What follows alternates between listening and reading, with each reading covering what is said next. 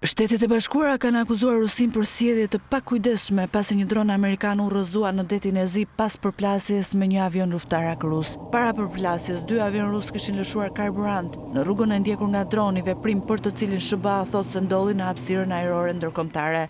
Disa herë para përplasjes, avionët rus hodhën karburant ndaj dronit amerikan MQ-9 Reaper, që zakonisht përdoret për survejim në një mënyrë jo profesionale dhe të pakujdesshme, u shpreh Pentagoni në një deklaratë për shtyp. Mjeti ynë ajror MQ-9 po ndërmerrte veprime rutinë hapësirën ajrore ndërkombëtare kur u gjurmua dhe godit nga një avion rus, çka rezultoi në përplasje dhe humbje totale të dronit. Vijon më tej deklarata. Rusia ndërkohë ka mohuar se avionët e saj luftarak Su-27 kanë patur kontakt me dronin amerikan. Ministria ruse e mbrojtjes tha se droni u rrëzua pas një manovre të fortë dhe se MQ-9 Reaper po fluturonte me transponder të fikur. Transponderët janë pajisje komunikimi që lejojnë që një mjet ajror të gjurmohet. Çështja kryesore tashmë është nëse kjo ngjarje ishte një përpjekje e Rusisë për të ndërprerë punën e dronit apo nëse ishte një përpjekje e qëllimshme për ta rrëzuar atë.